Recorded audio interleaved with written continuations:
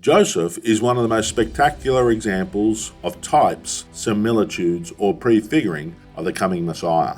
So much of Joseph's life mirrors the 2,000-year later coming of Jesus. Yet not once in the New Testament are any of these prefigurings mentioned. Joseph and Jesus were the greatly loved Son of the Father. Joseph and Jesus' birth involved the miraculous intervention of God. Their births were long waited for, prayed for, and hoped for.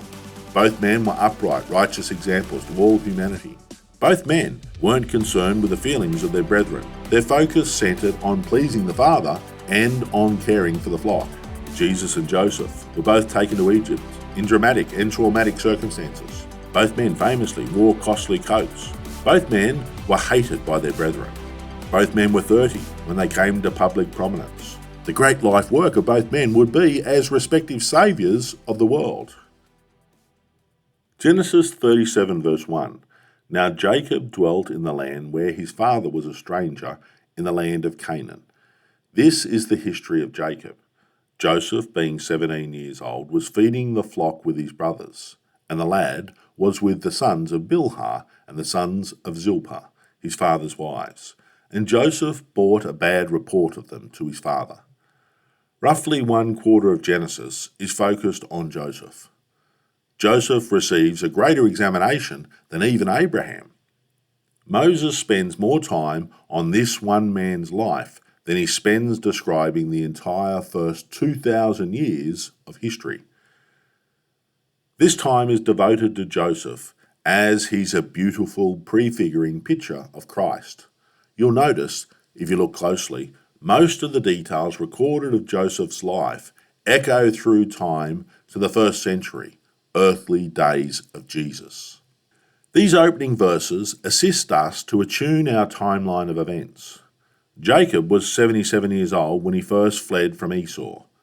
I've stated this age with confidence several times in my teaching through Genesis. There's a lot of confusion as to Jacob's age at important milestone moments. Lots of people who should know better claim the Bible doesn't give the details of Jacob's age at this point in his life. They're wrong. The Bible gives the details, but we have to diligently search for the answers. Let me summarize how old Jacob was at important milestone moments in his life. We'll walk backwards through Jacob's life. He died at 147 years, Genesis 49. He lived the last 17 years of his life in Egypt. He was 130 when he left Canaan to go to Egypt, Genesis 47. He was 121 when Joseph, aged 30, became vice-regent of Egypt, though he was unaware of it at the time, Genesis 41. He went to Egypt after the 7 good years, followed by 2 years of famine, Genesis 45. He was 108 years old when Joseph was sold into slavery. Joseph was 17 at this point and 13 years later became vice-regent. He was 97 years old when he left Laban, having served 6 years after Joseph's birth for his flocks of animals, Genesis 31. Jacob was 91 years old at Joseph's birth, after having served 14 years for Leah and Rachel, Genesis 30. He would have been 84 or 85 at the birth of his first son, Reuben. His first 11 sons were all born within a 7-year window. He was 84 when he was tricked into marrying Leah, believing he'd served 7 years for Rachel, Genesis 29, meaning Jacob was 77 when he left his father's house, fled from Esau, and commenced his 20-year sojourn in Syria in Laban's house. Getting back to our text. They've been back in the land of promise now for 11 years.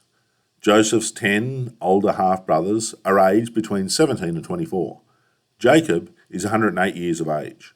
Benjamin, his full brother, is still a baby. Perhaps most shocking of all, Isaac's still alive at this point, 12 years of life still to live. Whilst we read of Isaac's death 2 chapters earlier, Isaac was 60 at Jacob's birth, so Jacob will be 120 at the death of Isaac, aged 180. That means Isaac dies a year before Joseph rises to vice-regent of Egypt. Isaac's death was recorded in Genesis 35 to fit the narrative flow. Just like the Gospels and Revelation and various other books of historic narrative in the Bible, the book of Genesis is recorded in largely sequential historical order. But for particular narrative reasons, events are occasionally listed non-sequentially to complete a storyline arc. When you're charting your biblical timelines, shocker, Isaac's alive when Joseph is sold into slavery. I've never heard a preacher articulate this, as they rarely concern themselves with researching then charting Bible events. And it'll be 22 long years before Joseph is fully reunited with his extended family in Egypt. 13 years as a slave or prisoner, 9 years as vice-regent, including 7 good years and 2 lean years. Jacob and his family of Hebrews, meaning people from the other side of the river, are from Shem's line. They're Semites. They're still considered foreigners, strangers by the local Canaanite landholders, a people who came from Ham's line. We have to keep in mind Canaan and his descendants were cursed by his grandfather Noah. The Semites would have known of this cursing, preferring to remain undefiled and separate from the Canaanite bloodlines. With this background, you can begin to understand the local cultural feelings swirling about. Generations-old hatred and spite between the Hamites and the Semites. Disdain that fomented a barrier of separation between the Israelites and the Canaanites. Hatred that still lingers about even in our modern day. Anti-Semitism is ubiquitous. Turn on the news, listen to the radio, read a newspaper, listen to what's going on about you. In verse 2, we have the 10th and final Toldot division of Genesis declared. This is the history, or Toldot, of Jacob. The final 14 chapters of Genesis is the Toldot, in narrative form, of Jacob. Though these last 14 chapters mainly focus on Joseph, the fourth of 4 great men from Genesis 12 on: Abraham, Isaac, Jacob, and Joseph. We discover Joseph tending the flocks with his half-brothers, Dan, Naphtali, Gad, and Asher. And something about his brothers' behaviour led Joseph to bring a bad report back to his father about them. Due to the economy of words in this account, we're really left to speculate if Joseph was a whiny tattletale, a dirty snitch, or faithfully reporting his brother's malpractice, or maybe both at the same time. Had Jacob sent Joseph to manage his older brothers or assist them? Well, given the details revealed in verses 13 and 14, we can reasonably speculate Jacob had sent Joseph to bring back a report of their working standards. Given that we know of the faithful character of Joseph, and none of Leah's sons were present, it was only Joseph and the 4 concubine sons. We have fairly strong evidence to assume Joseph was sent as his father's eyes to report back to him. Perhaps the profitability of the flocks overseen by these brothers was below expectations. Regardless, Joseph brings in a failing report against Dan, Naphtali, Gad, and Asher. This bad report adding fuel to their fire of hatred for Joseph. Joseph the snitch. At least that's how his brothers saw him. Verse 3. Now Israel loved Joseph more than all his children, because he was the son of his old age. Also he made him a tunic of many colours. But when his brothers saw that their father loved him more than all his brothers, they hated him and could not speak peaceably to him. Abraham had played favourites. Isaac and Rebekah had played favourites. Even Laban appeared to play favourites. This is all Jacob had ever known. Jacob had played favourites with his wives. He mirrors the poor parenting practices he'd learned. He loved and favoured Joseph openly. Some sins follow on generationally. Children learn wrongs from their parents. The children of drunks and drug addicts often grow up to be drunks and addicts. Children of welfare dependents will often grow up to be welfare routers. Jacob is sowing seeds. He'll soon reap a terrible harvest. Be careful what seeds you unwittingly sow as you live. A festering jealousy is understandably bubbling away in the house of Israel. They couldn't even talk with Joseph peaceably. The seed of hatred has taken root in their hearts. We need to ensure no root of bitterness or jealousy or hatred has found a home in our hearts. Hatred is a cancer that ends up destroying the person who allows the hate to find a home in their soul. The special tunic Jacob had made for Joseph was like a matador's cape waved before the snorting noses of his bullish brothers. In the King James, it's rendered as a tunic of many colours. The translators were heavily influenced, possibly misdirected, by both the Septuagint and Jerome's Vulgate. Most likely, what's being described is a full-length cloak extending to the palms and ankles, expensively made by a master craftsman. Maybe it did have some flashy colours, but the distinctiveness of the coat was the long sleeves and expensive craftsmanship, a symbol of a father's love for a son. Jacob was raising Joseph to be the patriarch of the family. This coat showed this.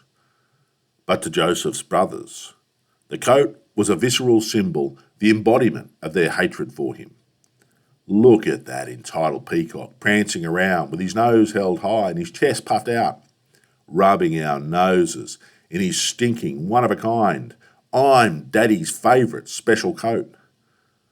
The coat was a symbol of an overlord, a ruler, someone superior. This wasn't the sort of coat you wore if you were going to get your hands dirty working and sweating in the field. In modern parlance, Joseph was aloofly swanning about the farmlands in a $10,000 Armani three-piece business suit. He didn't have to wear this suit, but there's more than a hint of pride in the wearing of it whilst he's farming.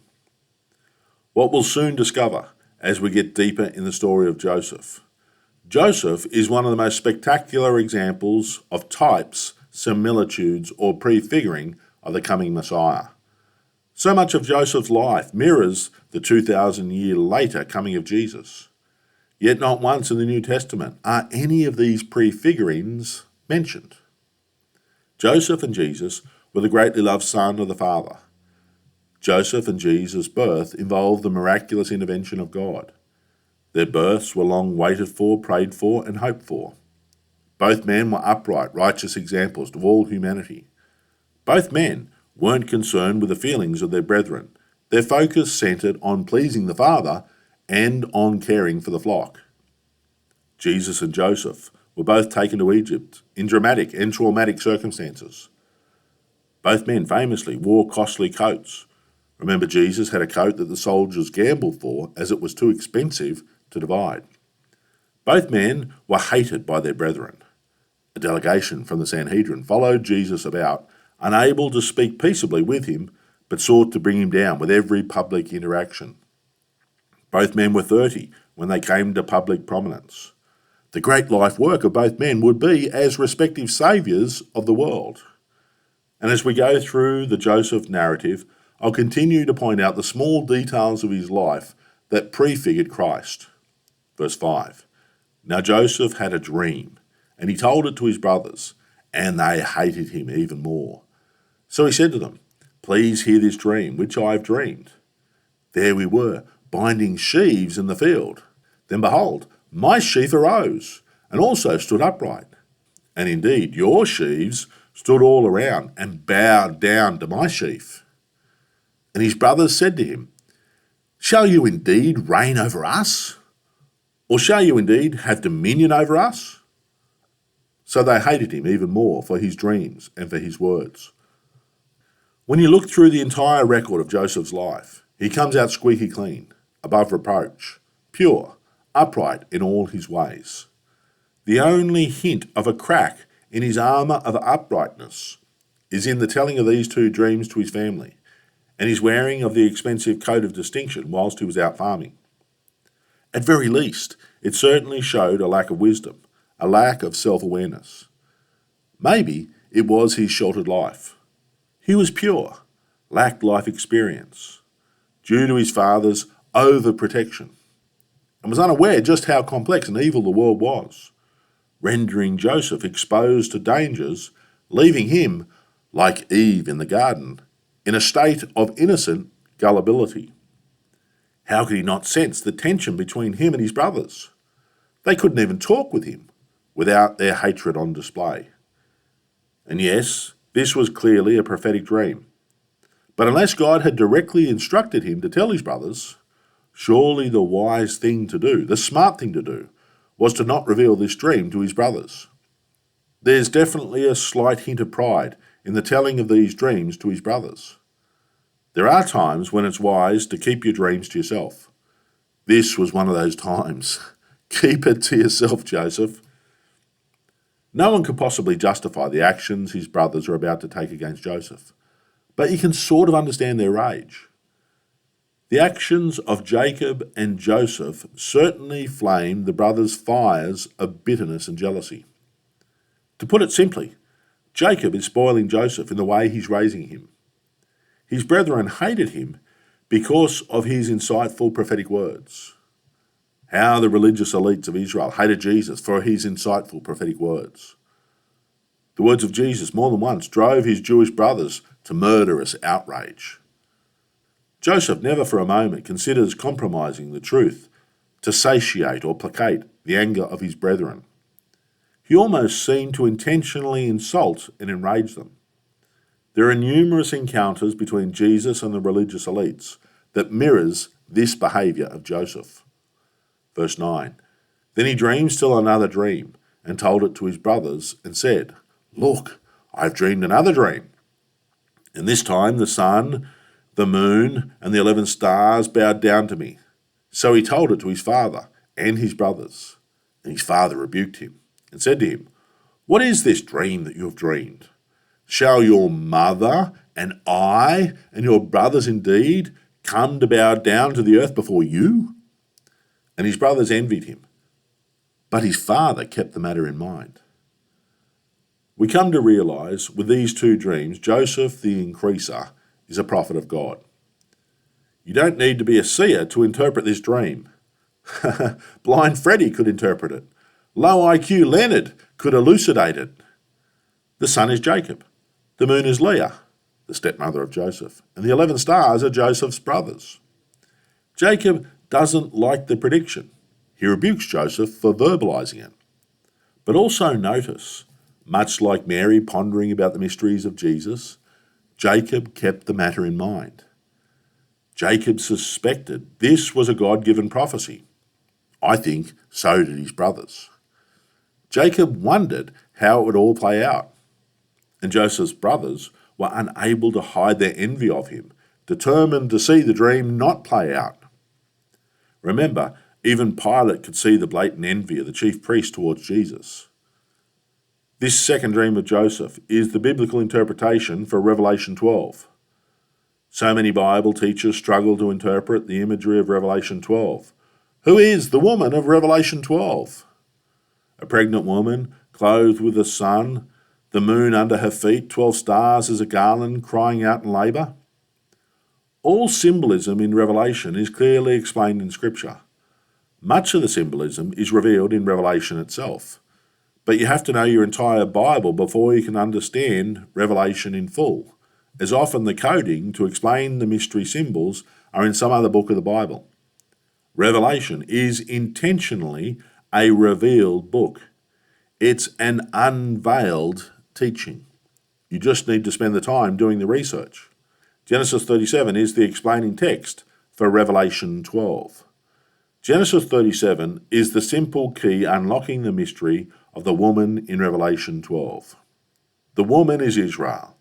The woman isn't the church, as taught by many Protestants, nor is she Mary, as taught by the Catholics. But in this instance, the Catholics have a stronger case than the amillennial Protestants. In fact, the Catholic interpretation is a reasonable partial fulfillment of the prophecy. But the full Revelation 12 context only makes sense if the woman is Israel. If the Revelation 12 woman was the church, she'd be a defiled wife to Jesus, as she's pregnant before the marriage. The pathetic objections I've heard to the simple explanation that the Revelation 12 woman is Israel are comical. But Israel had 4 wives, and only 11 stars are mentioned in Genesis 37. Read the Genesis 37 text again. Jacob understands the moon is Israel's matriarch, likely Leah, after Rachel's untimely death. Notice Jacob declares, your mother, singular. Actually, it was Joseph's stepmother. and add Joseph to his 11 brothers, symbolized as stars, to get the 12-star garland of the woman. Joseph the prophet not only predicts 22 years into the future when his family will literally bow before him, he interprets a prophecy given by the Apostle John 2,000 years before John made the prophecy. Now that's a prophecy. We'll pick up at verse 12 in our next study. Until then, may God richly bless you all.